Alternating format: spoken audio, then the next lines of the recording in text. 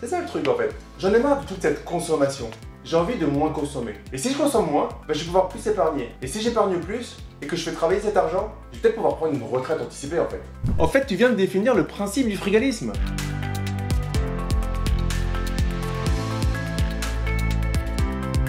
Le frugalisme, c'est un mode de vie qui consiste à mettre de l'argent de côté pour ensuite travailler moins et vivre mieux, quitte à gagner moins. Le concept suppose de vivre en dessous de ses moyens afin de pouvoir profiter de la vie, puis partir au plus tôt à cette fameuse retraite anticipée, bien avant l'âge légal de la retraite. L'objectif va être de se constituer des revenus alternatifs et des revenus passifs. On va parler de retraite anticipée. Un mouvement a vu le jour aux États-Unis autour du frugalisme, le mouvement FIRE, Financial Independence Retire Early, dont l'objectif est dans son nom, l'indépendance financière et un départ à la retraite anticipée. Ah, j'en ai marre du toujours plus. J'ai envie de choses simples. Voilà, t'es en train de virer frugaliste, toi? Nous sommes de plus en plus nombreux à nous sentir mal à l'aise dans la société d'hyperconsommation et de compétition. Aujourd'hui, 54% des Français sont même favorables à la décroissance. Vivre de peu mais vivre heureux, quitte à gagner moins d'argent, c'est le credo des frugalistes. Du latin frugalis, qui signifie sobre, cette appellation désigne une personne qui se contente du minimum pour vivre en refusant le consumérisme. L'objectif est de mener une vie plus saine et plus écologique. Fini le gaspillage, mais aussi le culte de l'accumulation de richesses, de la vitesse ou de la compétition sociale. Bienvenue dans la slow life, plus respectueuse de l'environnement. Et depuis quelques années, un mouvement venu des États-Unis associe au frugalisme l'objectif de la retraite à 40 ans. Une perspective rendue possible grâce à d'impitoyables économies et où jusqu'à 80% de ces revenus sont utilisés pour de l'épargne et des placements financiers. Adieu les gadgets, bonjour la calculette. Une ambition qui s'adresse surtout aux jeunes CSP+, qui peuvent compter sur de très bons salaires. Ceci dit, quel que soit son objectif, être frugal, c'est bon pour le porte-monnaie et surtout pour la planète. En gros, l'objectif va être de quitter le classique métro, boulot, dodo, la rat race quoi. Je comprends bien ce que tu dis. Mais moi, quand je tape quitter la rat race sur YouTube, je tombe sur des Lamborghini et des choses plutôt bling bling. Damien, t'es vraiment sûr de ta définition? Non, je t'assure. C'est bien ça le frugalisme. Dès leur entrée dans la vie active, les frugalistes vont faire le choix. Et surtout, ne leur dites pas que c'est un sacrifice, le choix de vivre en dessous de leurs moyens, en vivant simplement, voire très simplement, en épargnant massivement et en plaçant judicieusement leurs économies. En fait, entre 40 et 60% du revenu net va être épargné. Les dépenses pour l'alimentation, les loisirs, le transport et l'habitation sont particulièrement ciblés et réduits. L'épargne dégagée est prioritairement investie dans l'immobilier, l'investissement locatif, la bourse, le business en ligne.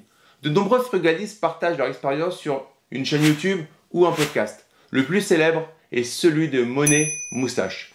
Le frugalisme, ça peut paraître sympa. Arrêter de travailler à 40 ans, comme le scroll le mouvement FIRE, c'est plutôt sexy.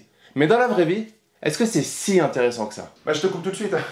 Arrêter de travailler à 40 ans et prendre sa retraite, je crois que c'est le rêve de tout le monde.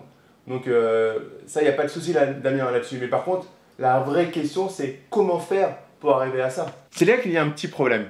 Le frugalisme suppose de pouvoir beaucoup épargner, voire beaucoup épargner. Alors oui, vu la période compliquée que l'on traverse, on ne sait pas si on va vraiment pouvoir avoir un bout de retraite à la fin. Tout le monde est tenté par cette retraite anticipée, être autonome de tout autre système. Mais est-ce que tout le monde peut vraiment y arriver? Parce qu'aujourd'hui, si tu mets 50 € par mois de côté, ça va vraiment être très compliqué. Il va plutôt être préférable de commencer par utiliser l'effet de levier bancaire avec des prêts immobiliers plutôt que de garder tes 50 € de côté. Il y a certains membres du mouvement des frugalistes, du mouvement FIRE, qui s'y préparent très tôt, en choisissant même des études et des métiers favorables au frugalisme, à savoir ceux qui rapportent de bons revenus rapidement, cadres, ingénieurs, traders, ou alors qui donnent la possibilité de faire plus d'heures, aide à domicile, restaurateur, infirmier. La liberté financière est atteinte quand à l'issue de la période de thésaurisation et de placement sur environ 15 à 20 ans, le frugaliste peut vivre uniquement sur les intérêts versés par les placements. Stop, s'il te plaît. Arrête avec tes mots compliqués, sinon on va encore se fâcher. Et aujourd'hui, il se trouve que l'usufruit de votre quote-part entière à diviser... C'est ce que je comprends pas. Excusez-moi, je vous permets juste 2 secondes parce que je comprends pas l'histoire du jus de fruits. Là, Du jus de fruits. Enfin oui, c'est quoi? Ça veut dire quoi? Et puis clairement, parce qu'elle comprend pas. L'usufruit de votre quote-part entière à diviser... Non. La thésaurisation signifie mettre de l'argent de côté sans le dépenser ni le faire fructifier. C'est plus clair comme ça? Ok, merci, super.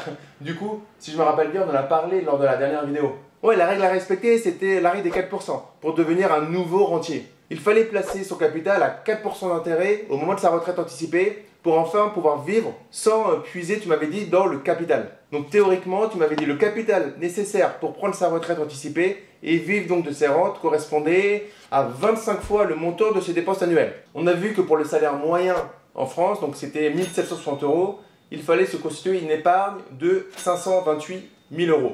C'est bien ça, je ne me suis pas trompé? Bien joué. Niveau mathématiques, c'est pas plus compliqué que ça. Par contre, au-delà de vouloir prendre sa retraite anticipée, il s'agit d'un mode de vie qui va continuer dans le temps. En fait, les habitudes de consommation, quand même minimalistes, sont ancrées et sont devenues normales pour les frugalistes. Les frugalistes, ils vont conserver un niveau de vie relativement modeste. En fait, le frugalisme vise surtout à une libération par rapport à l'argent et au temps. Si ce mouvement est un chemin vers l'indépendance financière, son réel objectif est de se libérer de son rapport à l'argent, au travail et au temps. En cela, il s'apparente plus à une philosophie moderne en rupture avec nos conceptions traditionnelles. Il est à l'opposé total du schéma traditionnel de la rat race qui désigne les salariés qui passent leur vie à courir sans avancer, comme un rongeur dans sa cage. Ils mettent leur niveau de vie au niveau de leurs revenus. Plus ils gagnent, plus ils consomment, plus ils s'endettent et à chaque fois, ils vont avoir besoin de gagner plus pour continuer le cercle de la surconsommation et en fait de l'endettement permanent. Sans s'en rendre compte, ils subissent leur vie en échange du temps contre de l'argent, sans pouvoir s'en sortir. Dépendance à la fiche de paye, voire prison dorée pour les meilleurs salaires. Et je sais de quoi je parle parce que j'ai fait ça, j'ai été dans cette prison dorée pendant des années avant de pouvoir réellement ouvrir les yeux et comprendre qu'en fait, c'était pas vraiment ça que je voulais pour mon quotidien. C'est pas un peu binaire ton histoire? Il peut pas y avoir un juste milieu sans tous les excès. Car perso, j'ai pas envie de devoir tout compter et à côté de ça, j'ai pas envie de devoir travailler pour un patron pendant toute ma vie. Tu as raison, je n'ai peut-être pas été assez précis. En prenant de la hauteur sur ce mouvement, le frugalisme ne doit pas être confondu avec certains mouvements plus radicaux. En fait, il n'est pas favorable à la décroissance par exemple. Il ne s'oppose pas à la société de consommation, mais prône une consommation sobre et juste. Les frugalistes ne sont pas anticapitalistes, ils veulent au contraire s'en servir pour devenir des rentiers des temps modernes. En fait, les FIRES sont avant tout des pragmatiques, dont l'intention est de vivre différemment, de se libérer le plus rapidement possible des contraintes liées à l'argent et au salariat, en fait pour mieux s'occuper de soi, de sa famille et de s'investir dans des actions utiles au bien commun, loin de toute autorité.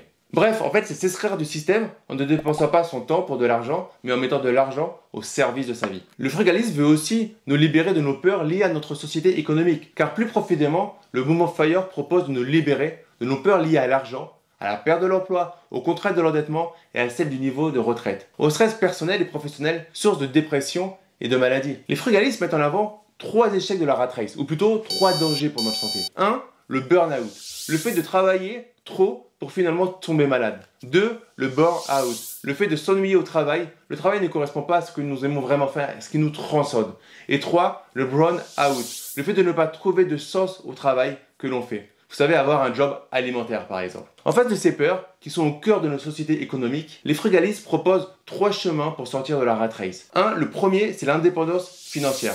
Constitution rapide de revenus passifs et alternatifs provenant de placements et d'investissements. En 2, l'autosuffisance. Je deviens le producteur et nous le consommateur. En 3, c'est un peu le résultat et l'aboutissement, l'accomplissement de l'ensemble des 2 premiers points. C'est ce qu'on appelle le digital nomadisme, fondé sur le travail à distance. Je voyage en permanence grâce à un métier numérique. En fait, je vis la vie que j'ai vraiment envie d'avoir. Cela suppose une forte éducation financière de base, une belle volonté et surtout des revenus qui permettent d'épargner massivement et ce dès le plus jeune âge. Honnêtement, je trouve ce truc vraiment intéressant. D'ailleurs, dans ton livre, tu parles de tous ces concepts, mais je t'avais jamais avant entendu parler de frugalisme. Pour être honnête, en préparant cette vidéo, je me suis rendu compte que je suis très aligné avec ce mouvement et que ce que je mets en place est effectivement très proche. Parce que quand on va un peu plus loin que le fait de mettre un gros montant de côté pour atteindre le capital nécessaire, il s'agit pour moi en fait d'une prise de conscience qu'un autre chemin existe, qu'une vie alignée avec ses valeurs est possible et qu'elle existe réellement à la portée de main. Je ne pense pas que tous les frugalistes soient des extrémistes, comme on peut en voir certains dans les médias, mais plutôt des personnes prêtes à tout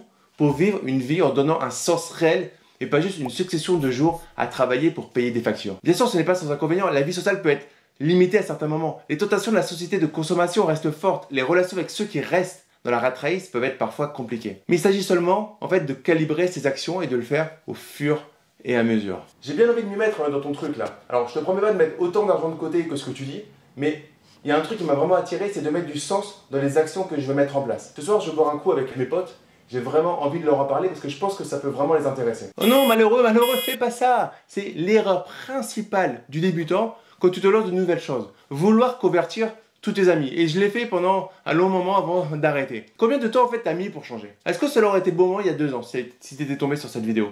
Sûrement pas. Alors pour le moment, prends tes décisions, fais tes preuves. Regarde si tu gardes ce feu sacré au bout d'une semaine, 3 semaines, 1 mois, 3 mois. Ensuite, tu verras que tu n'auras pas besoin d'en parler. Mais les gens te demanderont comment tu as fait. Et c'est là toute la différence. Dans mon cas, les parents des copains de mes enfants me voient à l'école le matin, l'après-midi et même le mercredi midi pour les récupérer. Et ce sont eux qui se questionnent sur ce que j'ai pu faire pour avoir cette liberté. Ok, j'ai saisi la différence, je vais faire ce que tu dis, je vais suivre ta recommandation. Mais t'avoueras quand même, quand tu apprends un nouveau truc auquel tu crois, tu as vraiment envie de le crier à tout le monde.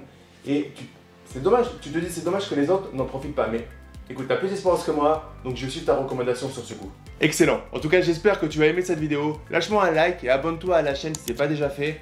Un petit geste pour toi, mais un grand geste pour me remercier et permettre à YouTube de montrer mes vidéos au maximum de personnes. Je te dis à très vite pour une prochaine vidéo. Ciao!